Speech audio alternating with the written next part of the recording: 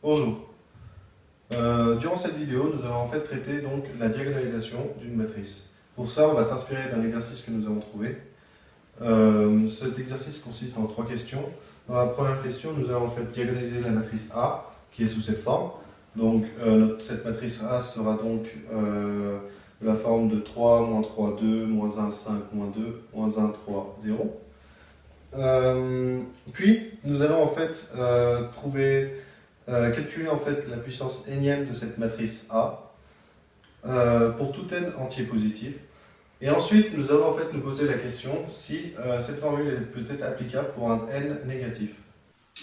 Donc nous allons maintenant diagonaliser du coup cette matrice. Nous regardons déjà si elle n'est pas diagonalisable à vue. Donc c'est-à-dire que si par exemple on a une matrice qui est triangulaire supérieure, on peut trouver directement les coefficients diagonaux en lisant les coefficients qui sont de sa diagonale. Or là on voit bien que notre matrice n'est pas diagonale supérieure, donc nous allons calculer tête de xi-a avec i qui est la matrice identité. Donc xi c'est la matrice avec des x dans la diagonale. Donc nous faisons d'abord xi-a, ce qui nous donne le déterminant de cette matrice. Pour calculer ce déterminant, nous allons donc développer par rapport à la première colonne. Nous prenons notre coefficient x-3, qui est celui de la première ligne, première colonne.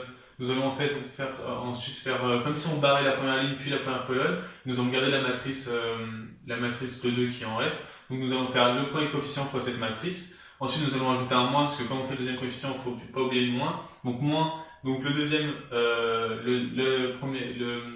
terme de la première colonne et de la deuxième ligne, donc qui est 1, donc ça fait moins la matrice, on fait la même chose, on barre la deuxième ligne et la première colonne, donc il y aura cette matrice de 2, puis plus 1, donc qui est le troisième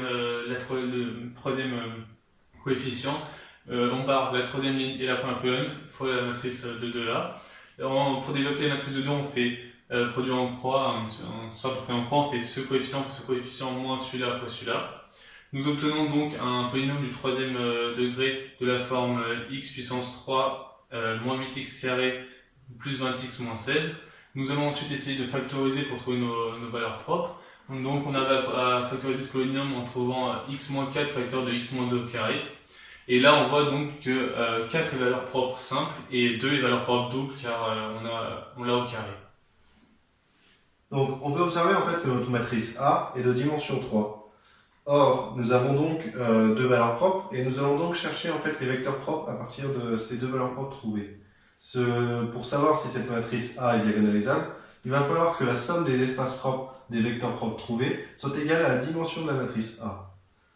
Or, dans un premier temps, on va faire le système AX est égal à 2X qui est notre première valeur propre trouvée. Nous obtenons donc un système de trois équations avec trois inconnus. Et nous pourrons aboutir, en fait, après le calcul, à deux vecteurs propres qui seront vec de 3, 1, 0 et le vecteur aussi moins 2, 0, 1. De la même manière, on va calculer l'espace propre pour la valeur propre 4. Donc on pose ax égale 4x. Donc on obtient encore un système avec trois équations, trois inconnues. Donc ce qui nous change, c'est on a donc 4x, 4y, 4z, 2x, 2y, 2z, pardon. Et après calcul, on obtient un seul vecteur qui est vec de moins 1, 1, 1. Donc on voit bien qu'on a donc trois vecteurs et la dimension de la matrice est 3. Donc on a donc bien, on a vérifié que notre matrice était diagonalisable.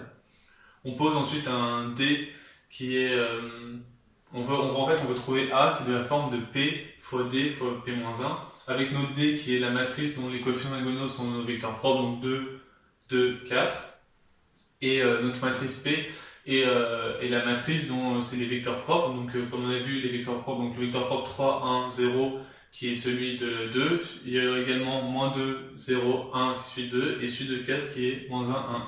Et on peut poser donc notre matrice A est égale à ce coefficient P fois le P coefficient, cette matrice A est égale à la matrice P fois la matrice D fois la matrice P-1 et la matrice P puissance moins 1 est la matrice inverse de la matrice P. On va donc ensuite calculer la puissance énième de A à partir de la formule qu'on vient de trouver. On peut donc déjà conclure que AL est égal à P dN P-1. La matrice P-1 peut être trouvée par la méthode du pivot de Gauss. Cette méthode en fait consiste à avoir d'un côté la matrice P et de l'autre côté une matrice identité. Toutes les opérations qui seront exercées sur la matrice P seront aussi exercées sur la matrice identité. Grâce à cela, en fait, le but serait en fait de retrouver une matrice identité d'un côté, et donc nous aurons la matrice inverse de l'autre côté.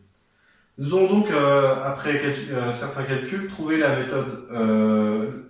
matrice P-1, il sera de cette forme.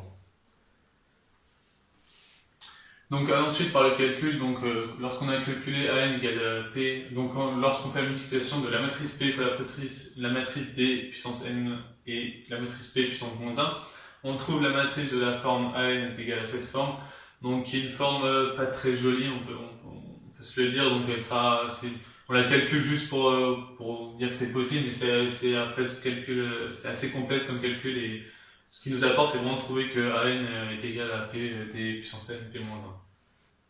Nous allons donc voir maintenant si la formule A puissance N égale à P D puissance N P-1 est valable pour des N entiers négatifs. Parce que nous avons vu qu'elle est valable pour des N entiers positifs, mais on va voir pour des N entiers négatifs.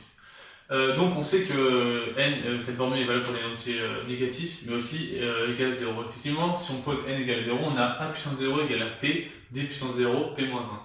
Donc D puissance 0 s'exprimera de la forme 2 puissance 0, 2 puissance 0, 4 puissance 0 dans la diagonale, et on sait que N puissance 0 est égal à 1. Donc on aura donc la matrice identité, donc à la fin on obtiendra A puissance 0 est égal à P, identité P-1. Nous savons aussi en fait que les matrices carrées inversibles peuvent s'écrire de telle sorte qu'une matrice M peut s'écrire M puissance moins N est égal à M puissance moins 1 le tout puissance N. Or, nos deux matrices A et D sont des matrices carrées, et de plus, elles sont inversibles car leur déterminant est égal à 16.